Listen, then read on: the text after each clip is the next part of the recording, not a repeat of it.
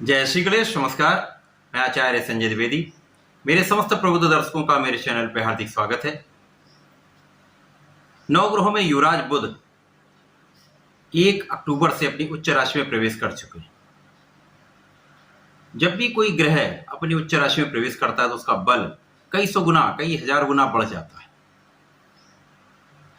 उसके सामर्थ्य में, उसकी क्षमता में, उसके प्रभाव में वृद्धि हो जाती है। उसका विशेष एक अवमंडल बन जाता है। विशेष लाभ की प्राप्ति होने लगती है।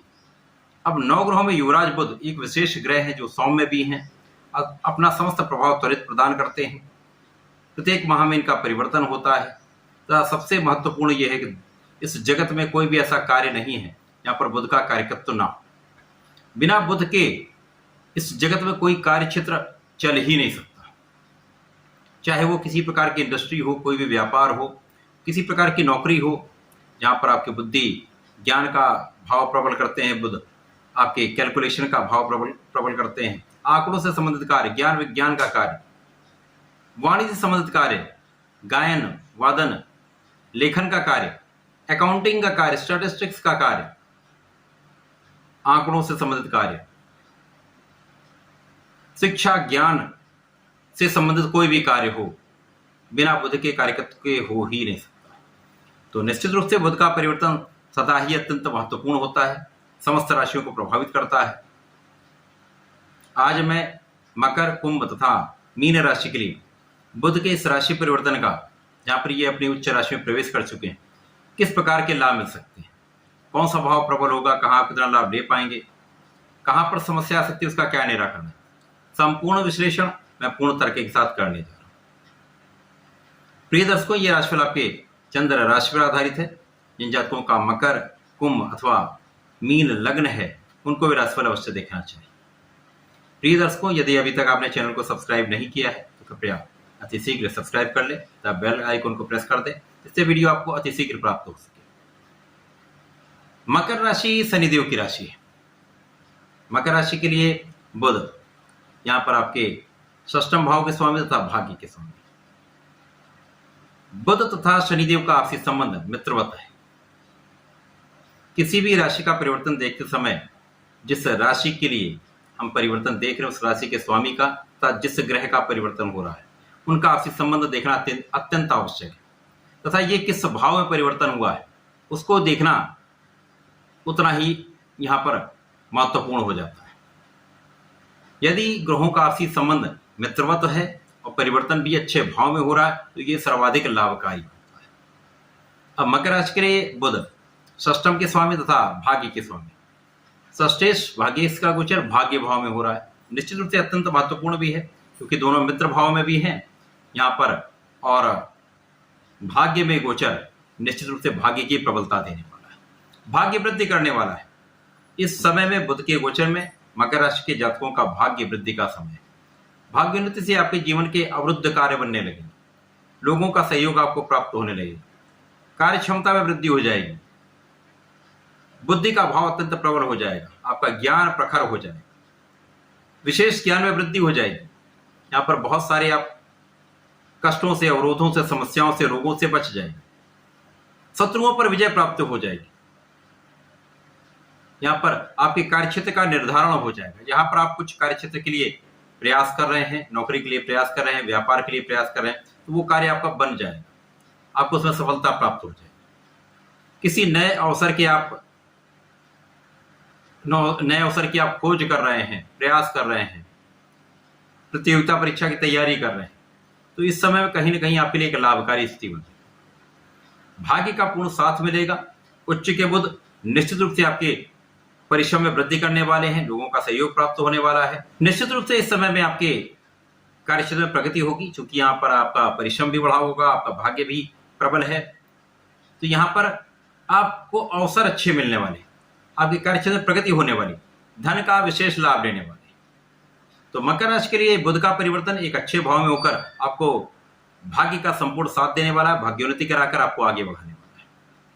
मकर राशि के जातकों को नियमित रूप से भगवान सूर्यदेव को जल देना चाहिए। वर्तमान समय में शंकरनाशन श्री गणेशोत्तम का पाठ अवश्य करना चाहिए।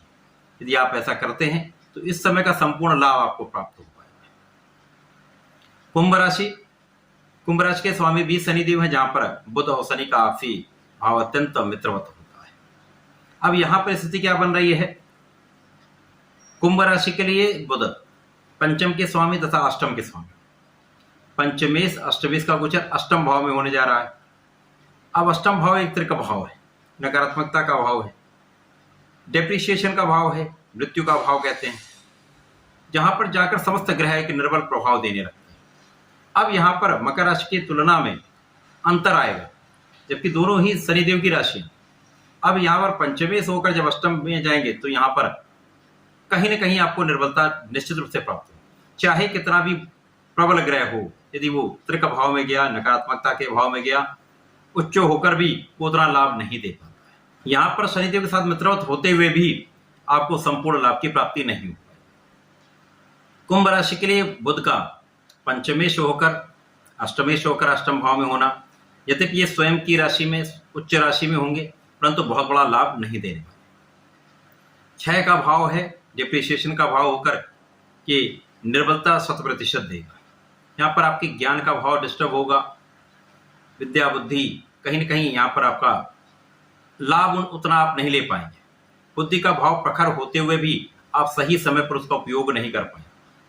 पढ़ाई में कम मन लगेगा, विद्यार्थियों का मन भटकने वाला है। यहाँ पर प्रतियोगिता परीक्षा की जो लोग तैयारी कर रहे हैं वहां कहीं ना कहीं कुछ अवरोध आने की संभावना है।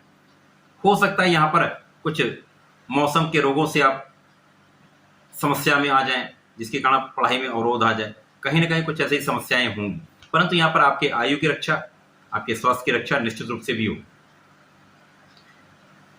विशेष ज्ञान में आपकी वृद्धि का योग है। आपका पूर्वानुमान बहुत अच्छा रहने वाला है। यहाँ पर आपके इंट्यूशन में वृद्धि होने वाली है। साथ ही साथ यहाँ पर संतान का पक्ष कहीं ना कहीं निर्बल होता है। यहाँ पर संतान के स्वास्थ्य में निर्बलता आ सकती है। प्रेम के लिए तो ये समय बिल्कुल भी अच्छा नहीं। यहाँ पर आकस्मिक धन का योग बनेगा। निश्चित रूप से इस समय में कुछ विशेष रूप से आपके लिए धन प्राप्ति का योग बन रहा है। बहुत बड़े धन का योग नहीं, परंतु कुछ ना कुछ पेरेंटल प्रॉपर्टी से, परिवार के जन से आपको लाभ अवश्य प्राप्त होगा। तो कुंभ राशि के लिए ये बुध का गोचर बहुत अच्छा लाभ देने वाला नहीं है। इस समय में आपको नियमित रूप से भगवान शनिदेव के प्रत्येक शनिवार को शनि मंदिर में चौमुखी दीपक का प्रज्वलन करना चाहिए। ओम सम शनिश्चराय नमः का जप कराना चाहिए तथा संकरनाशन गणेश स्तोत्रम का पाठ अवश्य करना चाहिए। यदि आप ऐसा करेंगे तो बहुत सारे अवरोधों से, संकटों से बचेंगे। मीन राशि गुरुदेव बृहस्पति की राशि है, जहां पर लग्न के स्वामी द्वितीय भाव में होकर अत्यंत प्रबल अवस्था में। यहां पर बुध 2 केंद्र के स्वामी। यहां पर मीन राशि के लिए बुध आपके सुखों के स्वामी तथा सप्तम भाव के स्वामी। सुखेश सप्तमेश का गोचर सप्तम भाव में ही होगा। अब यहां पर बुध 2 केंद्र के स्वामी होकर केंद्र में ही गोचर करेंगे, तो निश्चित रूप से यह अत्यंत प्रबल स्थिति, सर्वाधिक शुभ प्रभाव देने वाला समय। बुध का संपूर्ण प्रभाव यहाँ मीन राशि को प्राप्त होने वाला है। अब यहाँ पर जब सप्तम भाव में होंगे तो लग्न को देखेंगे, सीधी दृष्टि का प्रभाव होगा, तो लग्न की प्रबलता प्राप्त होगी। लग्नेश पहले से ही प्रबल अवस्था में है, तो आपका ज्ञान भी प्रबल, आपकी बुद्धि भी प्रबल, कुशाग्र बुद्धि होने वाली है।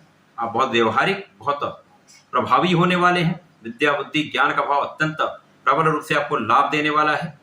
आपकी क्षमता में वृद्धि करने वाला है। शासन प्रशासन की क्षमता में वृद्धि होने वाली है, क्योंकि यहाँ पर सूर्यदेव का साथ भी आपको मिल रहा है, तो आपका प्रभाव 100% बढ़ेगा।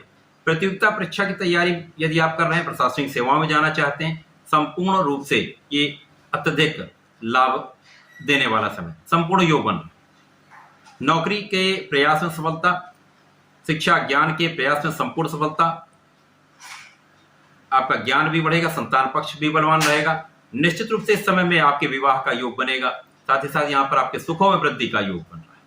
भूमि भवन वहां से आप संपूर्ण लाभ लेंगे, सुखों का उपार्जन भी करेंगे, सुखों की वृद्धि भी करेंगे। माता पिता का आशीर्वाद, माता पिता का सुख आपको प्राप्त होगा तथा माता पिता को भी आपसे सुख की प्राप्ति होगी। तो मीन राशि के लिए बुध का गोचर संपूर्ण रूप से लाभकारी है, आपको लाभ देने वाला है, आपको बलवान बनाने वाला है।